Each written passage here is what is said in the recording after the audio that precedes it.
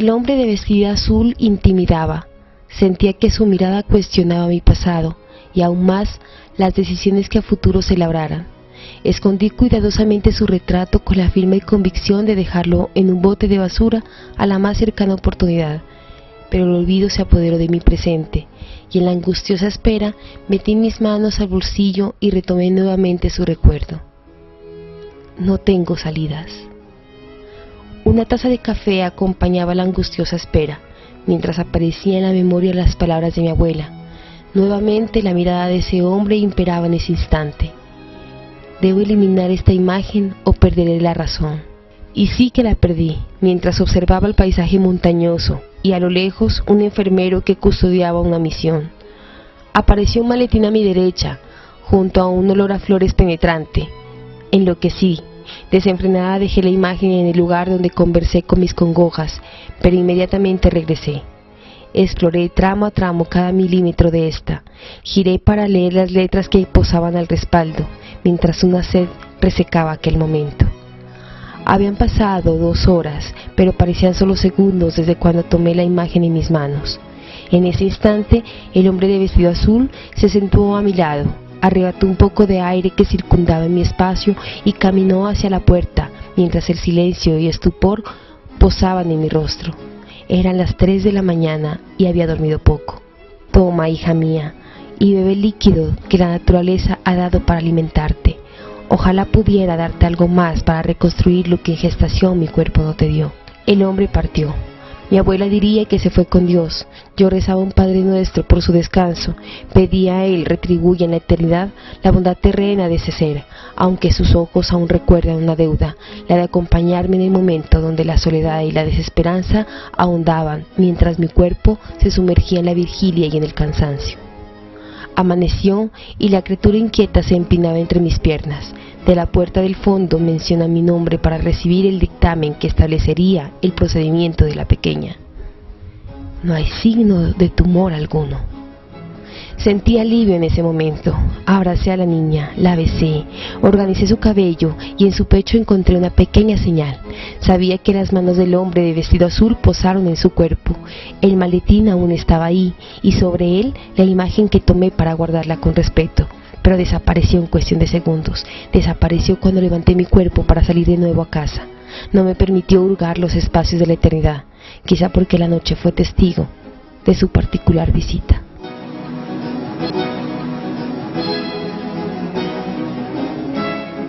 José Gregorio Hernández es uno de los personajes más representativos de Venezuela. Su vida, caracterizada por su humana vocación y por su práctica comprometida con la medicina y la caridad cristiana, fue capaz de traspasar fronteras y hacer eco en el paso del tiempo. Nació en Isnotú, estado de Trujillo, en la República de Venezuela, un 26 de octubre de 1864. Fue el hijo de Benigno Hernández Manzaneda y Josefa Antonia Cisneros. La muerte de su hermana María Isolín Hernández le concedió el lugar de primogénito.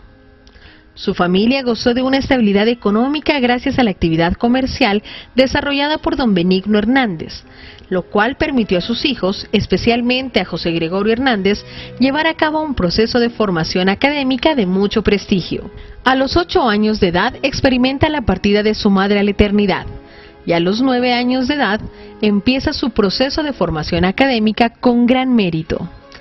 Viaja a los 13 años a Caracas, donde continuó sus estudios en el Colegio Villegas.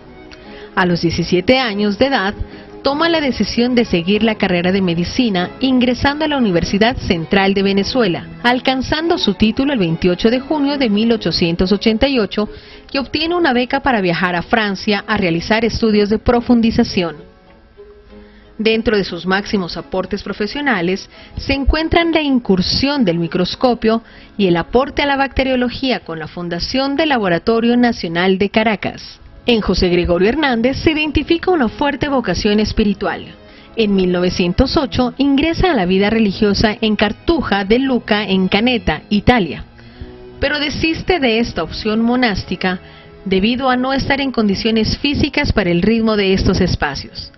Además, la academia expresaba la necesidad de su contribución al saber médico. Desde entonces dedicó su vida al desarrollo de la ciencia médica. el saber y el servicio a los más necesitados, apoyado en la oración, la misa diaria y la humildad constante. Hay que clarificar muchas cosas acerca de la vida de Gregorio Hernández. Sé que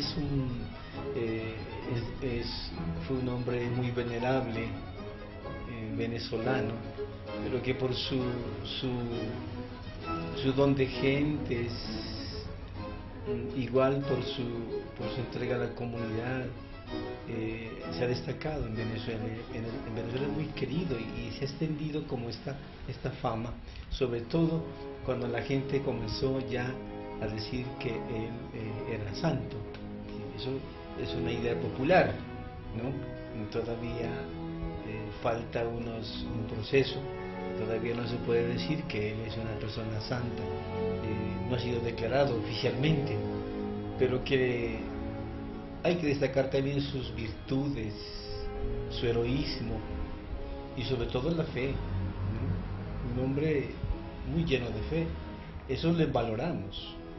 Yo lo que puedo decir del doctor Gregorio Hernández, ignoro mucho de su vida, pero de lo que algo estoy muy claro es de que fue un hombre como médico que se preocupó por la gente marginada, por la gente pobre, por la gente que vivía en miseria, extendió la mano para ayudarlos como médico, como doctor, ¿sí?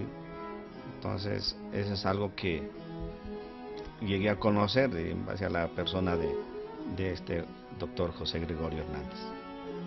Aunque tuvo la intención de incursionar en el sacerdocio, fueron más las dificultades que lo impidieron lograr ese propósito. Sin embargo, José Gregorio Hernández decidió llevar un testimonio cristiano y creyente en su labor como médico. El 29 de junio de 1919, domingo en el que se celebra la Eucaristía por los apóstoles San Pedro y San Pablo, en el camino a casa de una anciana enferma, fue atropellado por un carro en Caracas. Su conductor y obreros lo llevaron al hospital, pero falleció. Su vida fue el testimonio de una paz alimentada en cada una de las etapas de su vida, reflejando en ella una vocación cimentada en las obras de caridad, en un contacto espiritual continuo, aspectos por los cuales ha sido y será recordado. En 1986, Juan Pablo II le confiere el título de venerable. De ahí las oraciones solicitan intercesión para que sea legitimada su santidad, para ser venerado en los templos sin prejuicios ni prevenciones.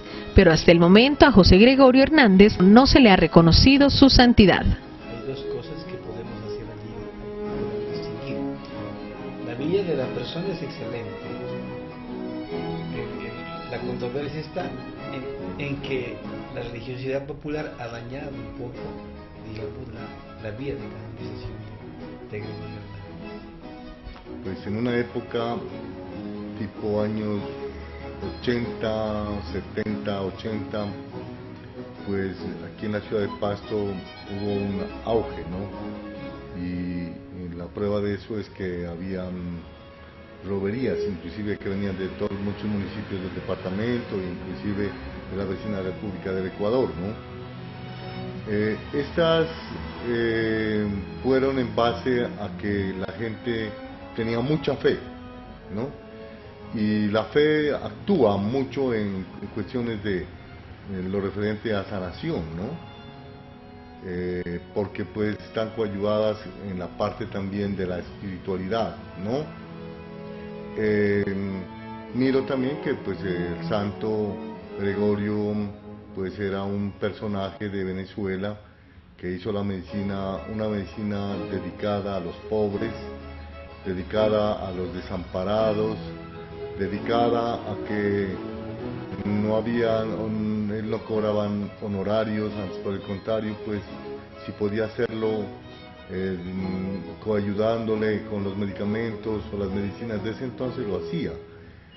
Entonces, en base a eso, la gente buscó el refugiarse en una persona espiritual. Pasto tiene un imaginario colectivo pues muy fuerte, y en ese sentido estos símbolos a los que aludes tú, que hacen parte pues de esa parafernalia del médico José Gregorio Hernández, adquieren un sentido muy especial, ¿no? Un sentido alegórico, un sentido emblemático. Y también están recordando la eficacia de la magia. ¿Sí? Es que la magia se rige por un principio de eficacia, así como la eficacia que le pedimos a la tecnología. Mira que cuando una señora clava alfileres a un muñeco, ese muñeco ya ni siquiera mantiene esa relación simbólica de representar a otra persona. La fuerza evocativa de la magia es tan fuerte que es la otra persona, y por lo tanto el daño que se le hace con los alfileres es un daño que se le está haciendo en la realidad, o sea, es eficaz. La magia, para quien cree en la magia, es absolutamente eficaz.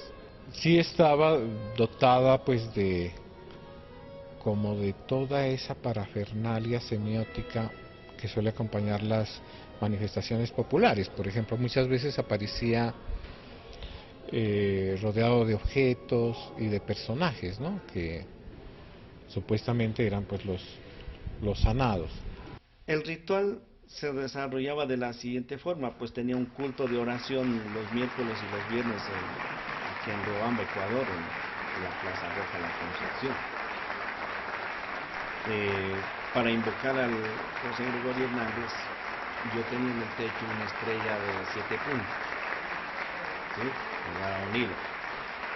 Y cuando yo lo invocaba, llamando a jóvenes, varones de 16, 18 años o señoritas de 17, 18 años, en cual los hipnotizaba.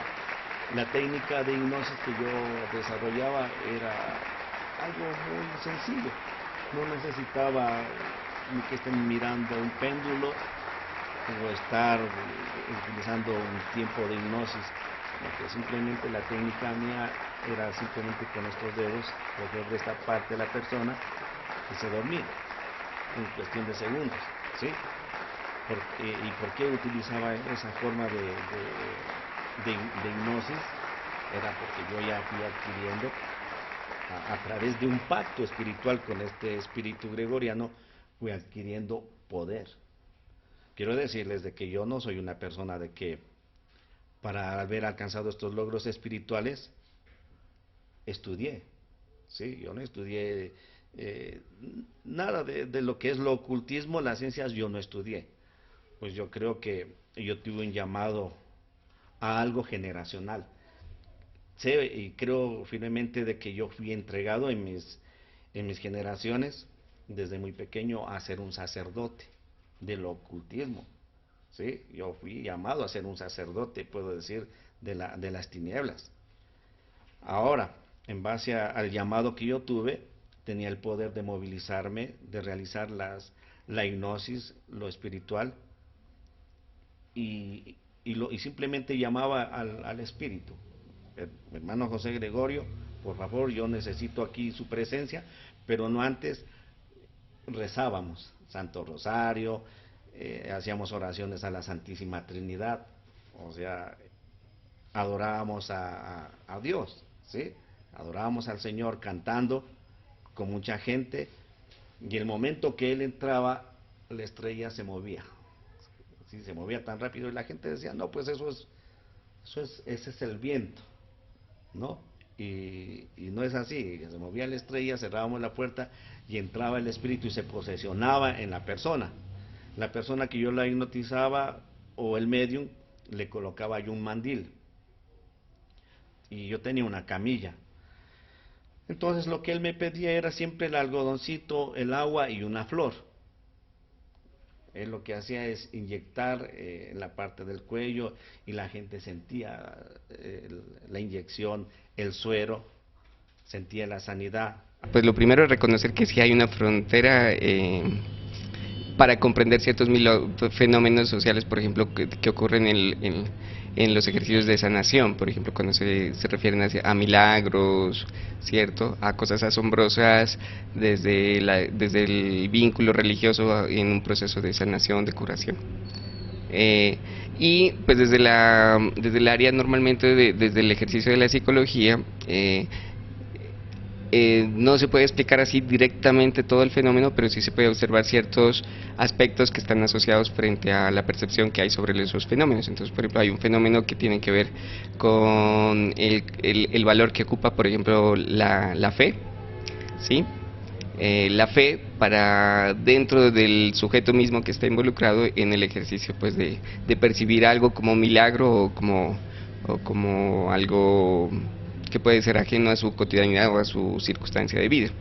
Entonces, la fe está asociada un poco como a un factor que de alguna manera también hace parte de la movilización que él recrea para que él comprenda una situación particular de su vida como un milagro. Es tanto, digamos, que la persona cuando tiene un acto de fe tan importante y tan trascendental, se abren unos canales en el cuerpo humano, puede ser a nivel cerebral o a nivel también de la parte endocrinológica, en donde se forman sustancias, enzimas, hormonas, que solamente en ese estado pueden actuar y pueden sanar. Por decir, puede haber unas enzimas o unas hormonas o unos antígenos que salen en el momento de la fe y se curan las enfermedades, ¿no? Porque pues el cerebro pues es un órgano que todavía no se lo ha podido entender en su magnificencia, y solamente nosotros como seres humanos hemos logrado desarrollar de pronto un 5%, ¿no? En su totalidad. En el momento que debemos desarrollar el cerebro, su capacidad en el 100%, tenga plena seguridad que muchos problemas se van a resolver en la parte médica o en la parte social y en la parte de investigación, ¿no? Pues es una iconografía de un acceso popular, ¿no es cierto? Un consumo popular, y que parte pues de la recurrencia principalmente, ¿no? Porque es una iconografía recurrente. La verla José Gregorio, pues un personaje con bigotes, mestizo, ¿no? Más bien, y que va, digamos, incrementando su eficacia de comunicación simbólica en la medida en que se va volviendo familiar como imagen. Es lo que pasa con las imágenes religiosas. Las imágenes religiosas tienen una identidad muy fácilmente reconocible, ¿no? Que las hace justamente persuasivas. Bueno, esta realmente se nutre de este sentido de apropiación popular por un naturalismo pues muy manifiesto, y que adquiere cierto carácter alegórico también, ¿no es cierto? Pero nadie me ha podido curar, dijo, sí, porque esto ¿qué te van a curar? Dijo, pero aquí te voy a curar yo porque sos pobre, porque no tienes cómo hacerte curar. Ya me comenzó a tratar ese día, ya me mandó unos remedios, dijo, vuelves mañana porque estás bien mal, hay que seguir tratando aquí. Fui como 8 días allá al tratamiento. En eso me mandaba que tome unas pastillas que se llamaban ananases, me acuerdo tanto, no me he olvidado. Comprar los ananases y tomas. Y me hacía lavados, me curaba allá, me lavaba la señorita, la que trabajaba allí. Entonces después ya me dijo que lleve carne, pero que sea de la costilla, pero que pregunte que sea de vaca. Y que lleve, después otros días me dijo que lleve ubre de vaca y un polvo cicatrizante, un bálsamo que había cicatrizante. Y panela, que la vaya a conseguir al hospital, que era una panela que vendían, que allá me la consiga, que me la vendan. Que esa panela era una panela raspada que mandaban de allí. Yo fui, hice todas esas cosas, me ponían parches y todo, ya me iba curando, como que me iba actuando porque me supuraban y me tenía un hueco. que me metían ya unas mechas grandísimas. Entonces ya me mandaba que me bañe con agua de las flores del nabo, que se cogían en el campo, pues unas flores amarillas, que me lave con caléndulas, que me bañe eso con amapolas. Yo tenía que andar buscando las amapolas por donde podía, en los trigales, por allá las conseguía, y las cocinaba y me bañaba. Me mandaba que me bañe con ajenjo, que el cáncer lo puede uno también combatir con el ajenjo. Cualquier dolor que siento, cualquier cosa, digo, curame, vení, saname, porque vos me curaste y vivo por vos. Yo cansada de luchar, cansada de sufrir, me curó. ¿Qué voy a decir que no me ha curado? Ni tampoco me ha cobrado platas de millonadas de plata, no. Que sí curaba y pues del cielo también cura, porque cura mejor, diga.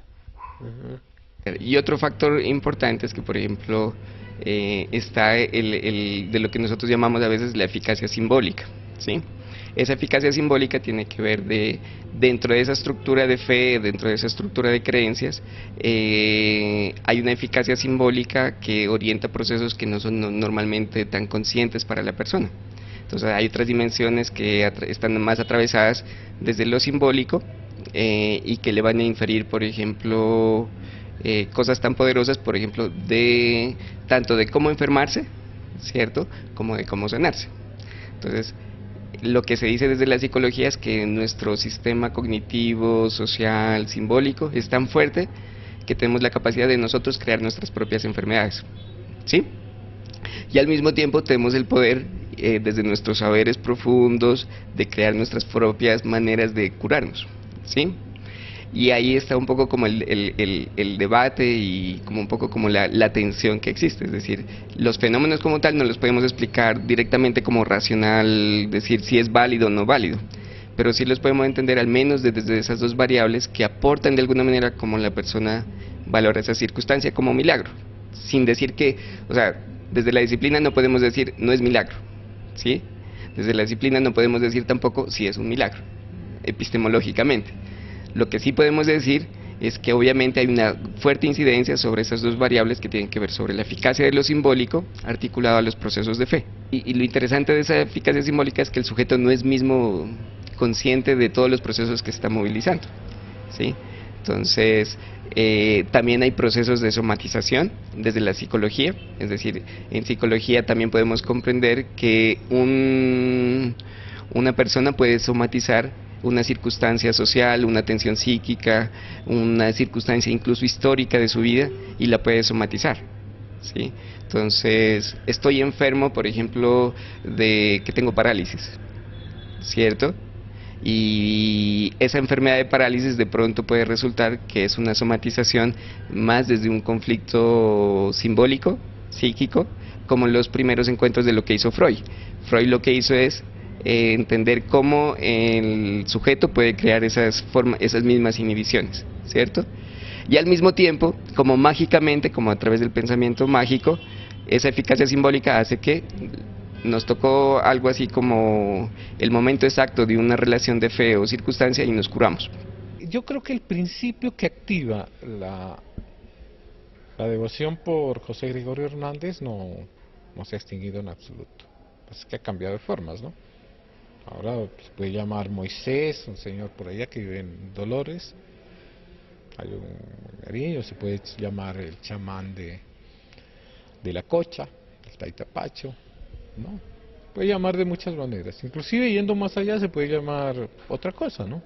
Que ya deja de ser estrictamente religiosa, pero que capta justamente la psicología de la religión.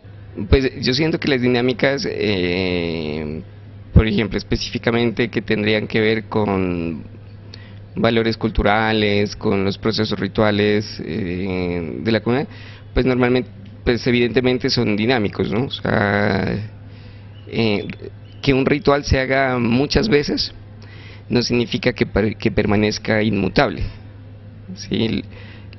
Así sea el ritual como en la misma circunstancia, la misma situación, pero tiene una actualidad en el ejercicio mismo del ritual, ¿sí?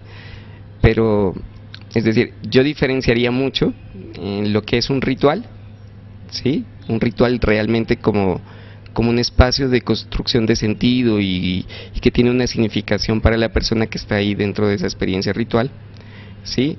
De otros ejercicios, por ejemplo, que tienen que ver con, no sé, como una práctica o con un ejercicio de consulta, por ejemplo, de cuando uno va a consultar un medio, una cosa así, ¿sí? Entonces, me parece que un poco la diferencia es, el ritual tiene un contexto que tiene una conexión con una memoria como incluso más colectiva, ¿sí? Por eso el ritual es más colectivo y tiene como un proceso de conexión ceremonial para actualizar un saber que está desbordando incluso a los mismos sujetos que están ahí involucrados, pero esa es su manera de representarse, ¿sí? Pese a los diferentes testimonios de sanación por medio de la intervención sobrenatural de José Gregorio Hernández, que se han reportado de manera oral en nuestra ciudad y por otros medios como audiovisual y el electrónico, aún el tema sigue siendo controversial, pues pone en conflicto la validez del milagro frente a la mediación espiritual asociado con cultos ocultistas. La cuestión de lo referente a la sanación, pienso que se ha ido perdiendo en el sentido de que se ha perdido la esencia, o sea, en el sentido de que esto no era, esta cuestión de la sanación era algo espiritual y que no se volvía comercio, porque actualmente se ha vuelto a comercializar, o sea, se ha comercializado con esas cuestiones de sanaciones, de que hay que pagar, hay que, bueno, todo este tipo de cosas, hay que comprar una serie de estampas o crucifijos o toda la cuestión, y entonces entra la parte comercial. Al entrar la parte comercial se pierde la esencia que es el servicio al ser humano de una manera gratuita y hacerlo con todo el cariño, con toda la bondad y con todo el afecto a esas personas que realmente no tienen con qué pagar una consulta o una sanación, sino que por el contrario se aferran, y que esa parte de esa afectividad y esa energía que emite el ser humano al otro ser humano hace que se hace solamente cuando no hay intereses económicos, sino intereses solamente desde el punto de vista afectivo y desde el punto de vista de apoyo al ser humano por otro ser humano, ¿no? La dificultad es que puedo decir que mi conciencia se fue transformándose en algo religioso, en algo perverso, ¿sí? En algo perverso ya puedo decir, de inmoralidad, ¿sí? Las satisfacciones puedo decir, de la alegría, del gusto de ver gente sanada, de ver gente con alegría, muy agradecida, pero con muchas consecuencias para mi vida, muchas consecuencias, porque, como vuelvo y repito, la ignorancia no me hace ver quién en verdad es el hermano José Gregorio Hernández, y eso es algo que se está moviendo en Colombia, en el Ecuador, en Venezuela y en algunos países de Latinoamérica donde tiene fama este hombre, donde la religiosidad, la tradición, la creencia hacia él los está llevando, puedo decir, a un abismo, ¿sí? A una fantasía, a una sanidad temporal, ¿sí? No es una sanidad garantizada, ¿sí? Puedo decir que es en base a la angustia de la gente, a la desesperación de la gente, ¿sí? Y la necesidad del medium, de la fama, de ayudar, de ver el bienestar de uno, de la familia, pero todo eso es una mentira. Yo algo que descubrí espiritualmente es de que yo había entregado mi vida a la muerte. Yo ya vi la muerte. En Venezuela se llevó la causa de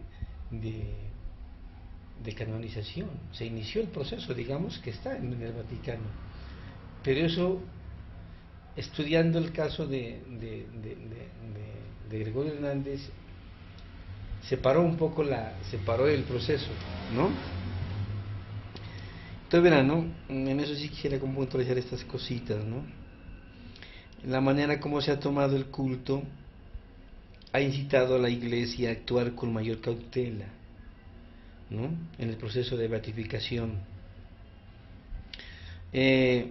Porque el culto se ha descubierto eso, que el culto que se hace está contaminado de superstición y da origen a toda posibilidad de charlatanería y estafa, fíjese.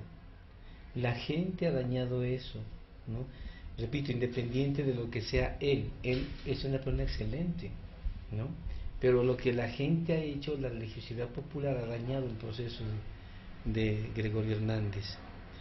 Entonces, por un lado está la virtud que le digo, ¿no?, la virtud de este hombre, pero por otro lado también está la superstición y la magia que la gente le ha puesto a estas cosas, ¿no?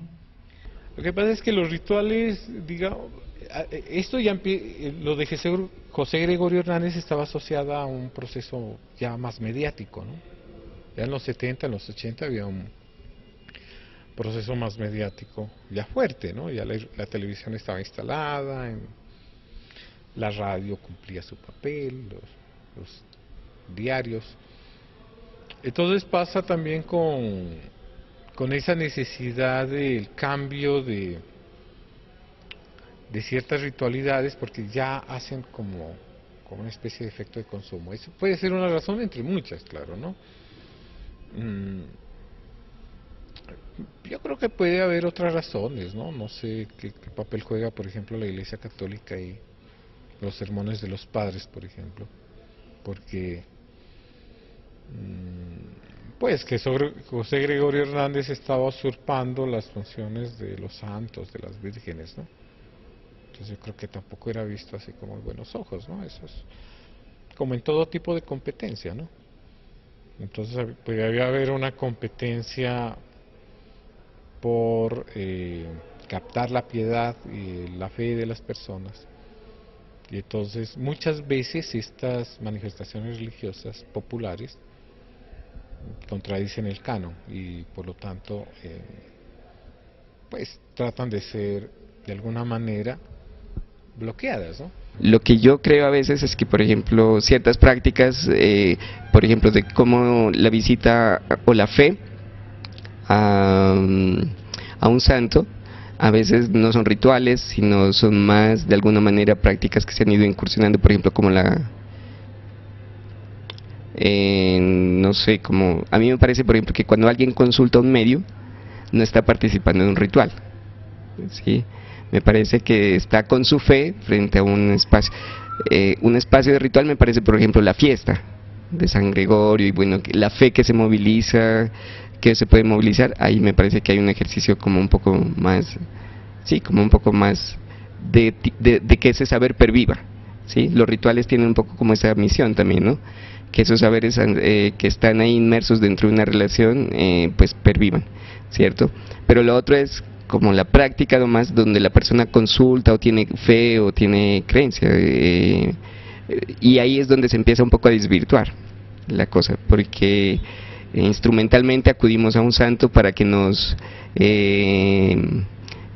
cure una dolencia o para que nos haga así, pero sin comprender de pronto como que esa conexión con ese ritual nos tiene que transformar también espiritualmente, simbólicamente, culturalmente. A mí me parece que eso es lo que se pierde, ¿sí? El esfuerzo simbólico para comprender el por qué me está curando, ¿sí? Por ejemplo, el esfuerzo simbólico para entender por qué el médico Gregorio Hernández me hizo esa curación, y esa es la parte más difícil. Si la gente solamente se queda con el milagro como tal, pues no le deja comprender muchas cosas a lo mejor de su experiencia de vida, que me parece como más interesante, ¿no? O sea, no solamente es que lo cure, ¿cierto?, sino que lo construya simbólicamente en la cultura, que eso es como la diferencia. Más allá de cualquier manifestación, como seres humanos, nos afirmamos en el lenguaje, y como seres orales, en la palabra materializada en oración y plegaria. No siempre existirán respuestas definitivas a nuestras inquietudes frente a procesos curativos. Tal vez porque más allá del cuestionamiento, es una experiencia particular de confrontación con los propios temores, con las efímeras certezas y con la propia incertidumbre. Somos forjadores de caminos, y la enfermedad abre la posibilidad de contemplar el rostro oculto y conducir a nuestra reconciliación, con el mito, dilucidando ahí la posibilidad de escribir nuestra propia sanación. Pero hay muchas cosas. Yo creo que el principio que activa la devoción por José Gregorio Hernández no se ha extinguido en absoluto. Es que ha cambiado de formas, ¿no? Ahora se puede llamar Moisés, un señor por allá que vive en Dolores. Hay un Nariño, se puede llamar el chamán de la Cocha, el Taitapacho, ¿no? Se puede llamar de muchas maneras. Inclusive yendo más allá se puede llamar otra cosa, ¿no? Que ya deja de ser estrictamente religiosa, pero que capta justamente la psicología de la religión. Por ejemplo, el Deportivo Pasto, ¿no? El fervor por el Deportivo Pasto puede ser un fervor religioso, ¿no? Perfectamente. Entonces ese principio activo no se ha extinguido. El ser humano consume de magia, necesita magia, y hoy más que nunca se ve esa necesidad de magia. Es decir, entre más avance la tecnología haya y entre más racionalidad invada los mundos, la magia va a seguir conservando toda su fuerza, ¿no? Que si yo tengo el poder de construir mis síntomas, ¿cierto? Mis dolencias, incluso físicas, ¿cierto? Si yo tengo el poder de construir mis malestares, incluso de somatización, desde lo simbólico también tengo el poder, a través de la relación que tengo, puede ser con mis ancestros, o con mis creencias, o con mi fe, de transmutar eso en un proceso de curación o sanación. El dilema es que, por ejemplo, muchas personas, ¿cierto?, que tienen problemas, por ejemplo, de somatizaciones histéricas, ¿cierto?, pueden tener procesos de curación, pero no significa estrictamente como que algo mágico pasó, sino que de alguna manera eso es parte del proceso de rotación entre el síntoma que construyo y las formas que construyo como de desenvolverme en esa circunstancia.